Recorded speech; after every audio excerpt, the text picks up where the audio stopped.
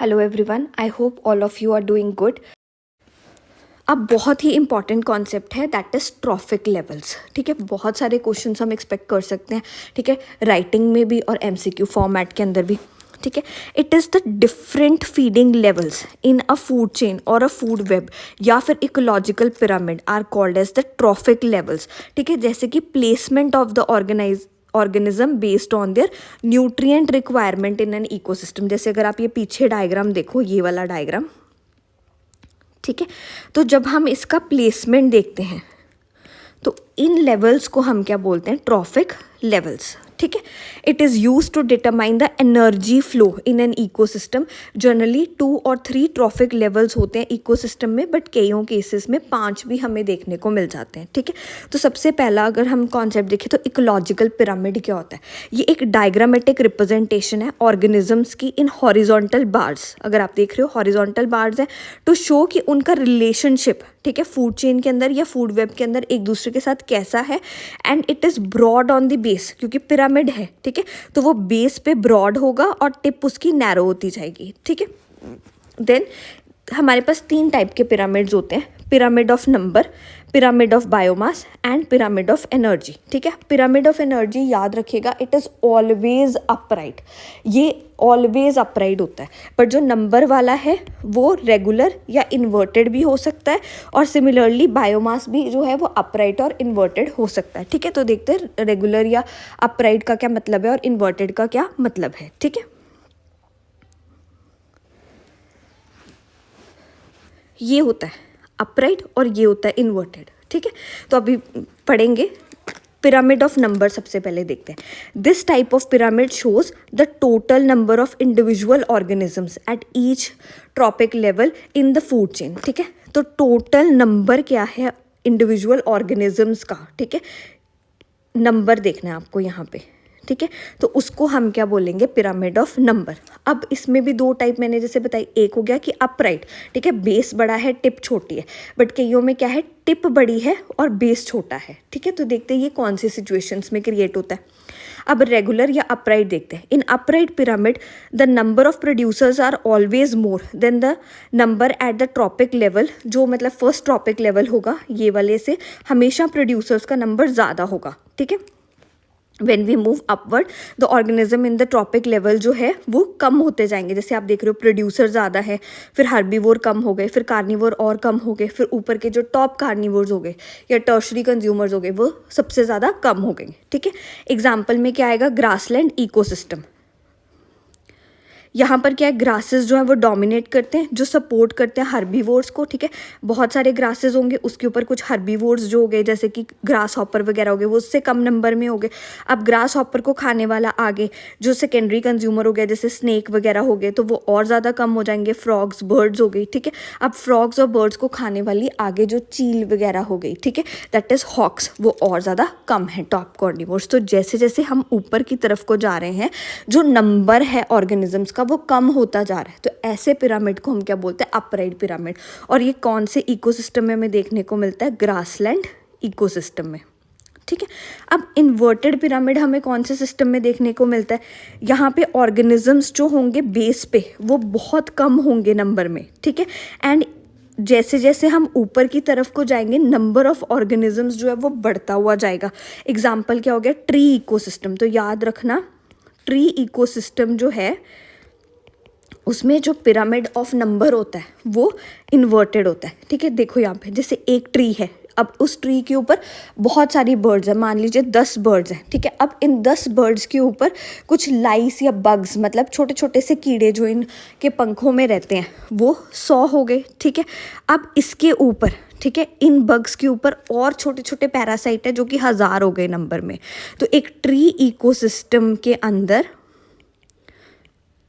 जो pyramid of number है वो इन्वर्टेड होगा, क्योंकि बेस के ऊपर एक ट्री है बट उसके ऊपर फीड करने वाले जो हैं वो बढ़ते ही जा रहे हैं। तो इसका शेप ऐसा बनेगा। ठीक है, then comes pyramid of biomass. अब ये ग्राफिकल रिप्रेजेंटेशन है of the total living biomass और the organic matter present at different trophic levels. उसमें हमने क्या देखा, नंबर। अब यहाँ पर हम क्या देख रहे हैं, कितना लिविंग बायोमास है या फिर ऑर्गेनिक मैटर है, ठीक है, at different trophic levels. The shape of this pyramid जो है ये फिर क्या दो टाइप का हो सकता है, रेगुलर या अपराइट, सीधा हो सकता है या उल्टा हो सकता है, ठीक है। अब अपराइट का देखते हैं क्या सीन होता है। This type of pyramid represents grassland ecosystem in which producers have more biomass, ठीक है। अब यहाँ पे देखो, ठीक है, 1000 kg प्रोड्यूसर्स, ठीक है। उसके बाद हर्बीवोर्स आ गए तो 100 kg, प्राइमरी कार्निवोर आ गया 10 kg, ठीक है, टॉप कार्निवोर तक 1 kg का रह जाएगा, ठीक है। तो इस तरीके से ये क्या हो जाएगा, अपराइट, ठीक है। देन उसके बाद इन्वर्टेड पिरामिड ऑफ बायोमास किस में बनता है, तो ये बनता है हमारा एक्वेटिक इकोसिस्टम में। तो remember, aquatic ecosystem is an example of an inverted pyramid of biomass, जिसमें phytoplanktons they sit at the base, ठीक है। फाइटोप्लैंक्टॉन्स जो हैं वो बेस पर हैं, ठीक है। देन उसके बाद which support the zooplanktons, वो जू प्लैंक्टॉन्स को सपोर्ट करते हैं, ठीक है, which have more biomass than the producers. और जो जू प्लैंक्टॉन्स हैं फिर उसको छोटी मछली खा जाती है, which have more biomass which in turn are eaten by top carnivores जैसे कि वेल वगैरह, ठीक है। तो ये क्या है, ज़्यादा हैवी है, तो 12 ग्राम जैसे पर मीटर स्क्वायर आ रहा है, ठीक है। तो इस केस में ये जो पिरामिड बनेगा वो क्या बनेगा, इन्वर्टेड, ठीक है। तो इन्वर्टेड पिरामिड ऑफ बायोमास का एग्जाम्पल है एक्वेटिक इकोसिस्टम, ठीक है। देन चलते हैं अपने थर्ड पिरामिड के अंदर। इसका मैंने आपको पहले ही बताया था, इट इज़ ऑलवेज अपराइट, ठीक है। तो आपको कभी भी क्वेश्चन आ जाए तो आप बिना कुछ सोचे समझे यहाँ पे लिख सकते हो कि ये हमेशा अपराइट होता है, इसमें इन्वर्जन का कोई रोल नहीं है, ठीक है। तो पिरामिड ऑफ एनर्जी जो है, it is a graphical representation of the amount of energy at each trophic level of the food chain, ठीक है।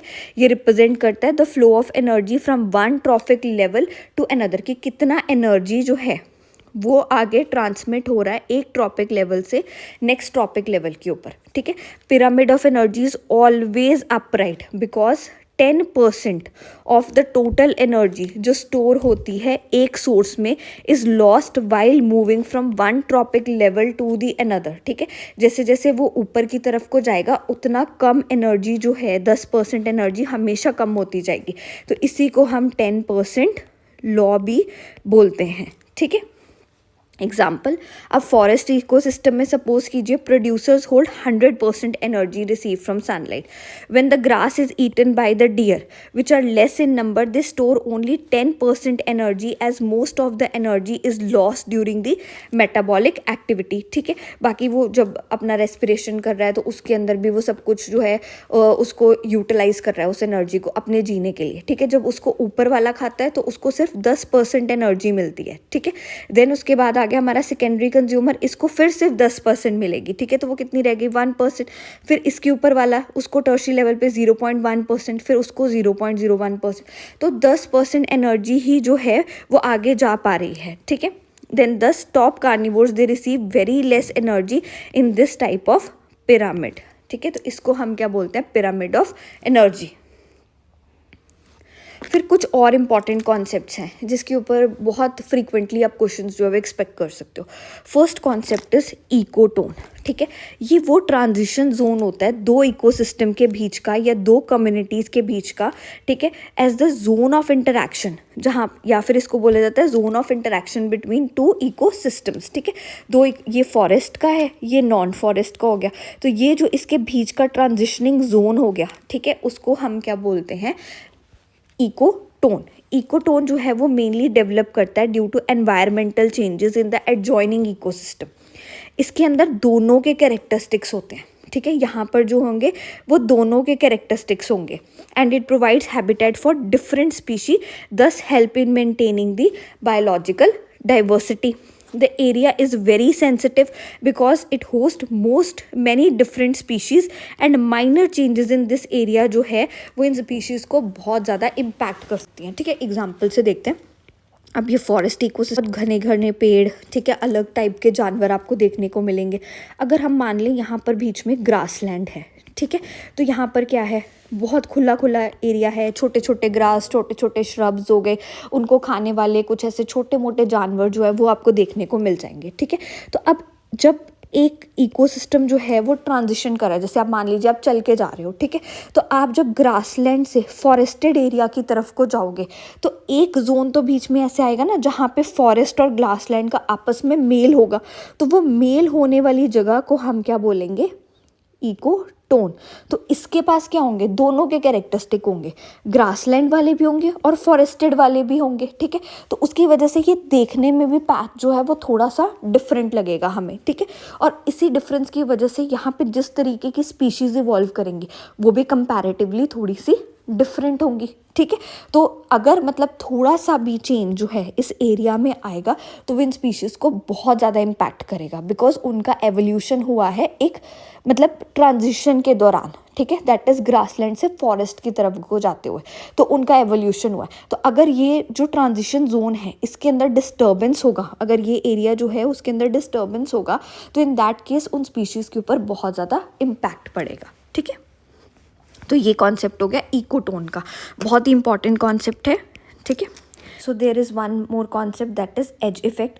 ये एब्रप्ट ट्रांजिशन है या चेंज है in the population of a community, ठीक है, या फिर उसका स्ट्रक्चर ऑफ एन एरिया जहाँ पर बाउंड्री होती है बिटवीन टू और मोर हैबिटेट्स। जैसे यहाँ पे हम देख रहे थे एग्जांपल ग्रासलैंड और फॉरेस्ट का, ठीक है। तो जो इसकी बाउंड्री है, ठीक है, तो यहाँ पर जो ट्रांजिशन होगा स्पीशीज़ का, ठीक है, उसको हम क्या बोलेंगे, एज इफेक्ट, ठीक है। इसके कुछ की कैरेक्टरिस्टिक्स होते हैं।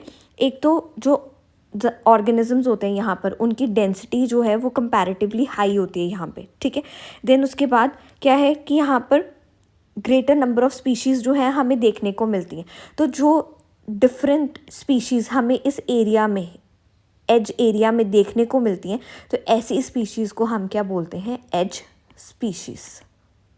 Let's come to the last concept जो हम इस सीरीज़ में पूरे में कवर कर रहे थे, तो दैट इज़ होम्योस्टेसिस। अब होम्योस्टेसिस का क्या मतलब होता है, एबिलिटी ऑफ द इकोसिस्टम कि वो अपना एक स्टेबल इंटरनल एनवायरनमेंट जो है डिस्पाइट एक्सटर्नल चेंज जो उसको मेंटेन कर सके। बड़ी सिंपल सी एग्जांपल से समझते हैं। अब समर एंड विंटर के टाइम पे, ठीक है, हमारी बॉडीज़ जो हैं वो अडेप्ट करती हैं अकॉर्डिंगली, ठीक है। विंटर के टाइम पे अलग तरीके से अडेप्ट करती हैं और समर के टाइम पे अलग तरीके से अडेप्ट करती हैं, ठीक है।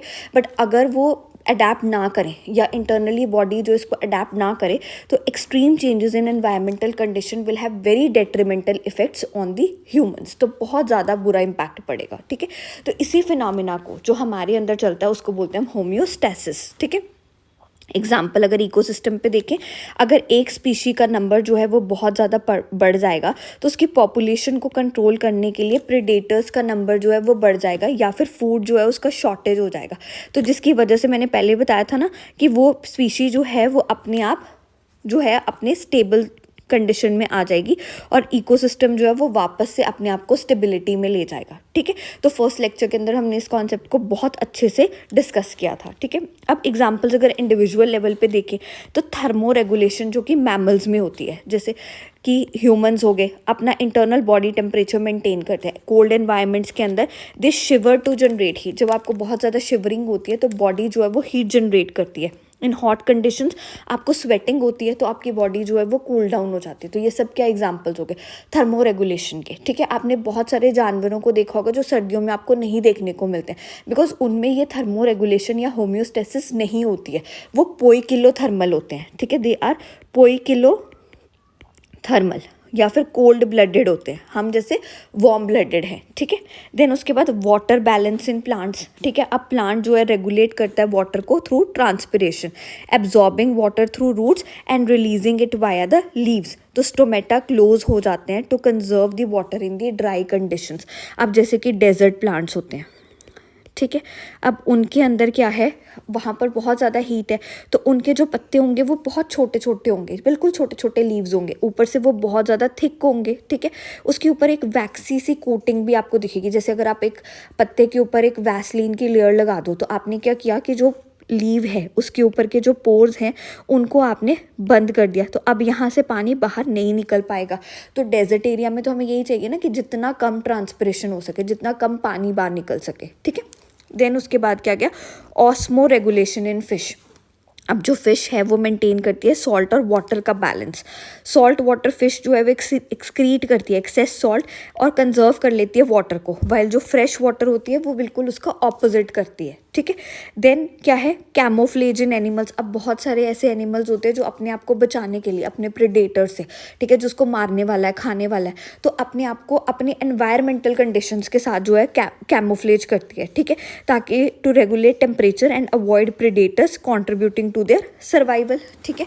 जैसे आपने वो देखी होगी गिरगिट, ठीक है, जिसको हम कैमलियन भी बोलते हैं, ठीक है। तो वो जिस किसी भी प्लांट के ऊपर जाती है तो उसके जैसा अपने आप को सिमुलेट करने की कोशिश करती है, ठीक है। इवन अगर आपने आर्मी की यूनिफॉर्म देखी हो तो उसको भी बड़े तरीके से डिज़ाइन किया गया ताकि जितना वो एनिमी से अपने आप को कैमोफ्लेज कर सकें, ठीक है।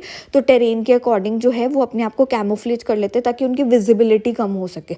तो कैमोफ्लेज का मतलब होता है बिल्कुल अपने एनवायरनमेंट के साथ मिल जाना कि आपको पकड़ा ना जा सके, ठीक है। तो जैसे गिरगिट करती है, ओके।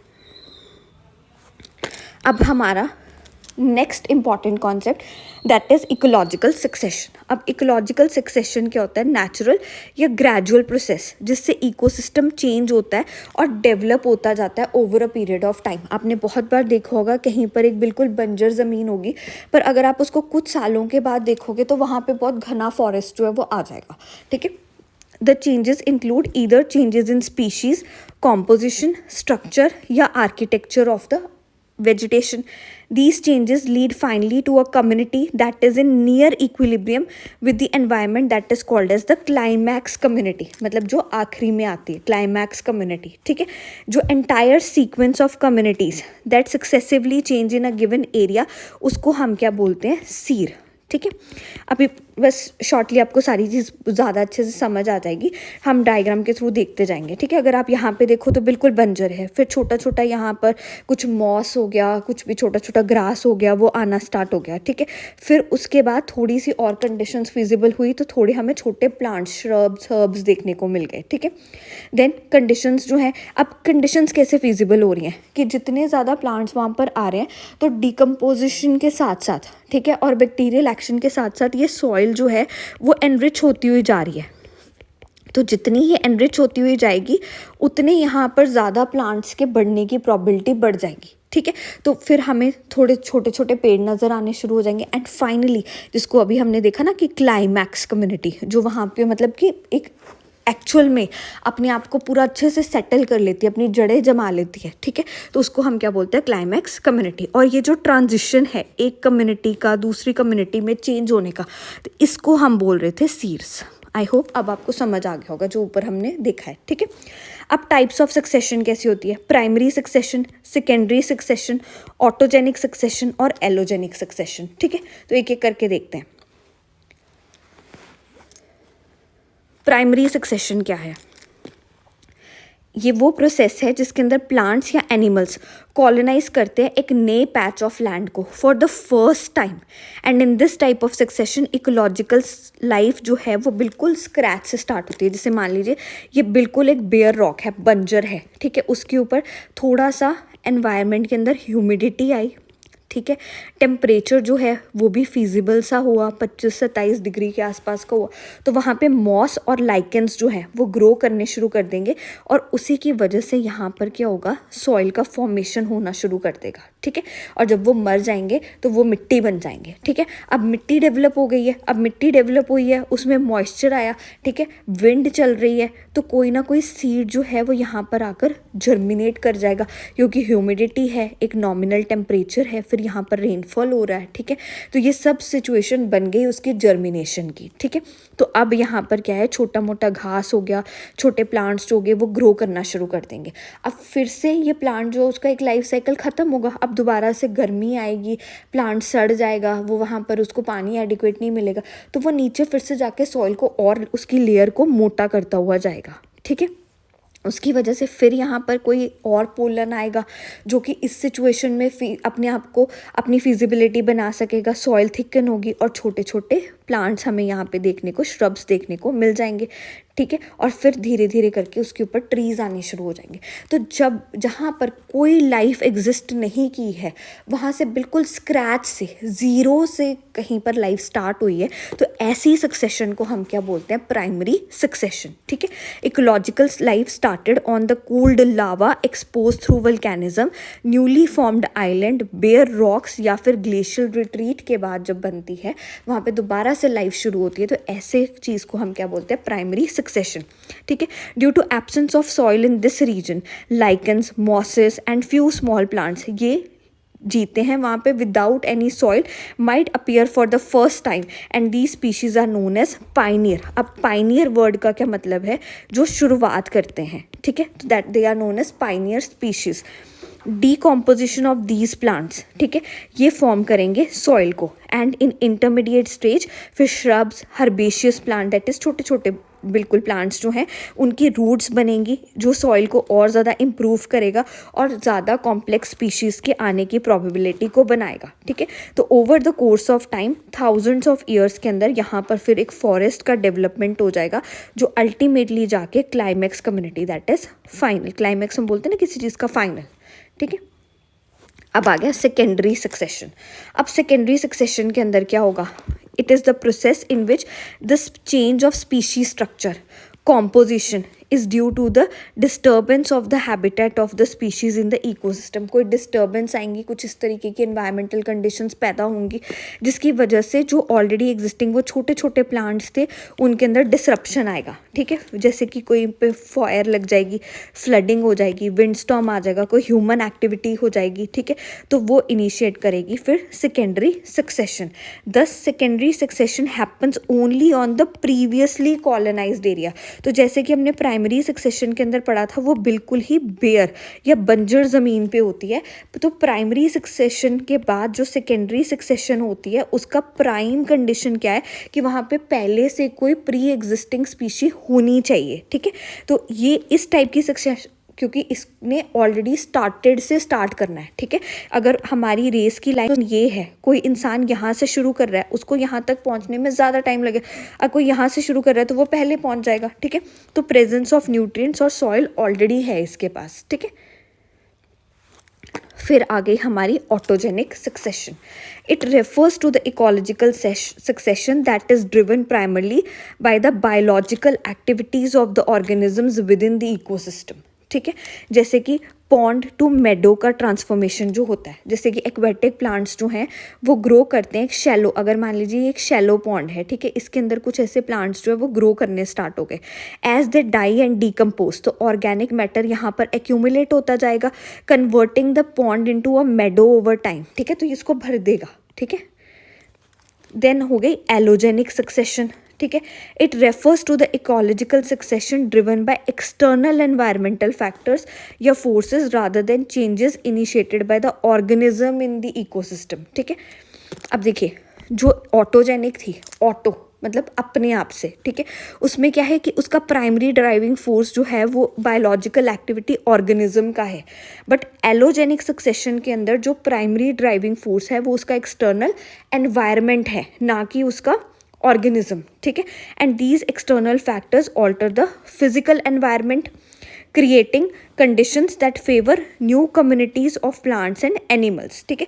जैसे कि क्लाइमेट चेंज, अब वार्मिंग या कूलिंग क्लाइमेट्स जो हैं वो शिफ्ट लेके आते हैं वेजिटेशन के अंदर, जैसे कि tundra giving way to forest और वाइस वर्सा, ठीक है। अगर तो वहाँ पर टेम्परेचर इंक्रीज होना शुरू हो जाएगा, तो जहाँ पर टूंड्रा टाइप का क्लाइमेट, दैट इज़ बहुत ही ठंडा टाइप का क्लाइमेट है, उसका अगर टेम्परेचर जो है पहले बहुत ठंडा था, अब वो कम ठंडा है, तो वहाँ पर फॉरेस्ट का ग्रोथ होना स्टार्ट हो जाएगा। और कहीं पर अगर टेम्परेचर डिक्रीज़ होना शुरू हो जाएगा, तो ये फॉरेस्ट जो है वो टूंड्रा रीजन के अंदर या फिर कोल्डर रीजन के अंदर चेंज होना स्टार्ट हो जाएगा, ठीक है। So this is called as allogenic. तो बहुत ही इंपॉर्टेंट कॉन्सेप्ट हमने प्राइमरी सक्सेशन सक्सेशन के अंदर देखें दैट इज़ प्राइमरी सक्सेशन, जो तो बिल्कुल बेयर से शुरू होती है, ठीक है। फिर सेकेंडरी सक्सेशन जिसके लिए प्री एग्जिस्टिंग कंडीशन की कोई ना कोई स्पीशी होनी चाहिए। फिर ऑटोजेनिक सक्सेशन जो कि होती है वहाँ के अपने ऑर्गेनिजम्स की वजह से, जैसे हमने पॉन्ड के अंदर देखा। And last one is allogenic succession जो कि एक्सटर्नल फैक्टर्स की वजह से होती है, जैसे हमने देखा क्लाइमेट चेंज, ठीक है। So this was all about the ecosystem chapter, okay. So all the major concepts have been covered through this, okay. So now we will be moving towards the next part, that is types of ecosystem, जिसमें हम terrestrial और aquatic ecosystem को cover करेंगे, okay. So stay tuned and subscribe to the channel and like the video.